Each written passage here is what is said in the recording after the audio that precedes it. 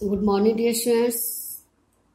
बच्चों, हमने पहले जो है समास पढ़े थे। उसमें हमने समास में जो है तत्पुरुष समास, कर्मधारय समास, अव्यय समास, ये तीनों समास हम पढ़ चुके थे। कुछ समास हमारे शेष रह गए थे जिनको आज हम पढ़ेंगे, समझेंगे और जानेंगे। तो ये फोर्थ समास है आपका द्वंद्व समास। जिस समस्त पद में दोनों पद पूर्व पद और उत्तर पद प्रधान हो वहां पर द्वंद्व समास होता है। इस समास में समस्त पद का विग्रह करने पर योजक शब्दों का प्रयोग होता है। जैसे एग्जाम्पल देखिए बच्चों, समस्त पद और विग्रह। इसमें समस्त पद देखिए, माता पिता। तो बच्चों यहाँ पे माता और पिता के बीच में एक चिन्ह लगा हुआ है जिसे हम क्या कहते हैं, योजक चिन्ह। और जब हम माता पिता का विग्रह करेंगे तो क्या बनेगा, माता और पिता। विग्रह करने पर बीच में क्या लगता है, और या अथवा। गुण दोष, गुण और दोष के बीच में आपका कौन सा चिन्ह लगा है, योजक चिन्ह। और इसका हमने अगर विग्रह किया तो क्या बन जाएगा आपका, गुण और दोष। पशु पक्षी, पशु और पक्षी, बीच में क्या लगा है, योजक चिन्ह। लाभ हानि, लाभ अथवा हानि। लेन देन, लेन और देन। राम लक्ष्मण, राम और लक्ष्मण। और विग्रह करने पर हमारा और या अथवा लगता है। राधा कृष्ण, राधा और कृष्ण। अन्न जल, अन्न और जल। आकाश पाताल, आकाश और पाताल। पाप पुण्य, पाप और पुण्य। तो बच्चों इस समास की सबसे बड़ी पहचान ये है कि समास में आपका जो है योजक चिन्ह लगा होगा और विग्रह करने पर क्या लगाएंगे, और या अथवा। अगला पॉइंट है आपका द्विगु समास। पांचवा समास है आपका द्विगु समास। इसकी परिभाषा हम पढ़ते हैं। जिस समस्त पद में पूर्व पद संख्या वाचक हो और समस्त पद समूह का बोध कराए द्विगु समास होता है। जैसे त्रिकोण, तीन कोणों का समूह। बच्चों यह परिभाषा पे ध्यान दीजिए कि पूर्व पद संख्यावाचक हो और समस्त पद समूह का बोध कराए। तो यहाँ पूर्व पद आपका क्या है, त्रि। तो ये आपका सूचक किस चीज का है, ये आपका सूचक है संख्यावाचक का। त्रि मतलब तीन। और पूरा समस्त पद किसका बोध करा रहा है, समाहार, यानी किसी समूह का बोध कराए। तो त्रिकोण यानी तीन समूह का, तीन कोणों का समूह। तो यहाँ पर आपका पूरा जो पद है वो समस्त पद का बोध कराए, और जो पहला जो पूर्व पद है वो आपका संख्यावाचक होना चाहिए, तब आपका वहां पे द्विगु समास होता है। एग्जाम्पल और देखिए, पंचवटी, पांच वटों का समूह।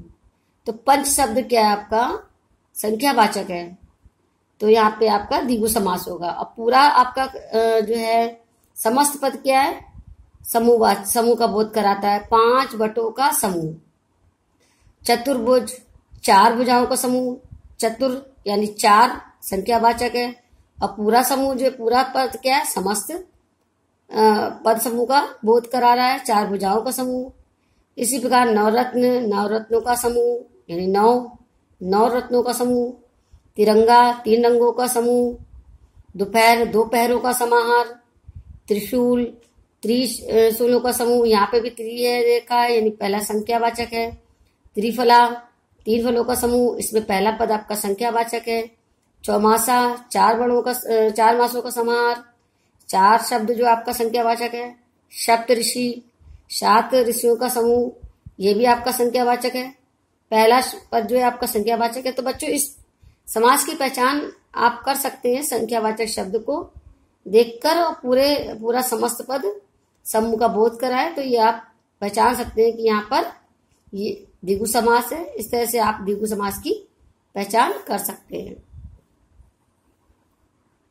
इसके बाद बच्चों आता है बहुविधीय समास। जिस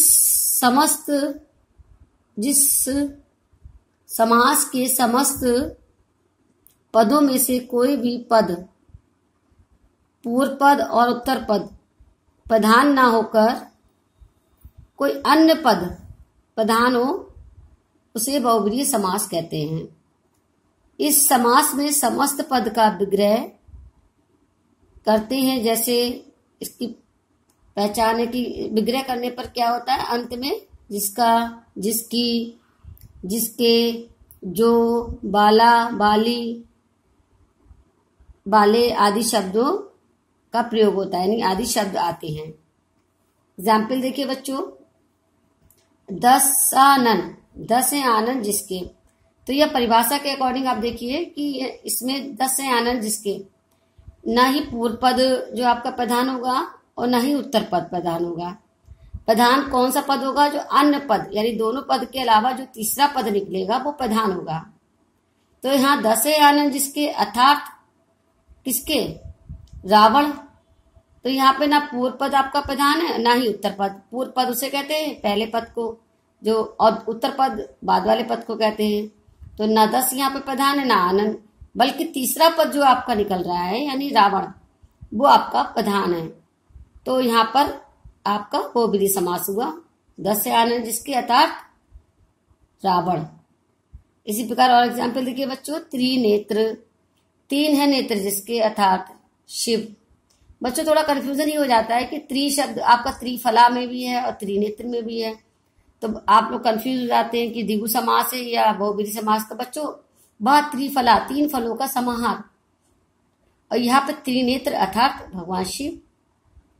तो आपको इतना अंतर समझ में आ जाना चाहिए, क्योंकि वो वहाँ पे फलों का समूह है और यहाँ पे जिसका ये मतलब 3 है नेत्र जिसके अर्थात शिव। तो इससे आप पहचान कर सकते हैं कि ये बहुब्रीहि समास है।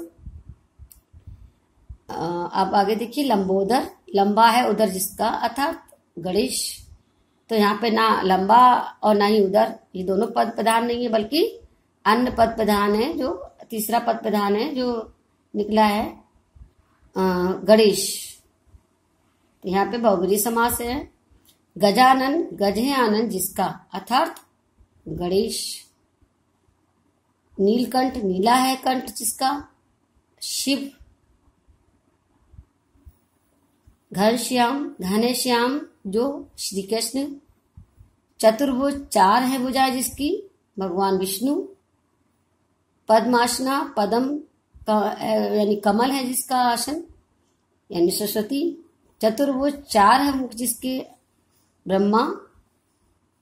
श्वेतांबरी, श्वेता है अंबरा जिसकी, जिनके श्वेत है अंबर जिसके सरस्वती। तो बच्चों आज हमने सारे समास पढ़ लिए हैं, समझ लिए हैं, और कुछ अभ्यास कारकों मैं आपको भेजूंगी, सेंड करूंगी। आपको उनको सॉल्व करना है और क्लासरूम ऐप पे ही आपको सबमिट करना है। धन्यवाद।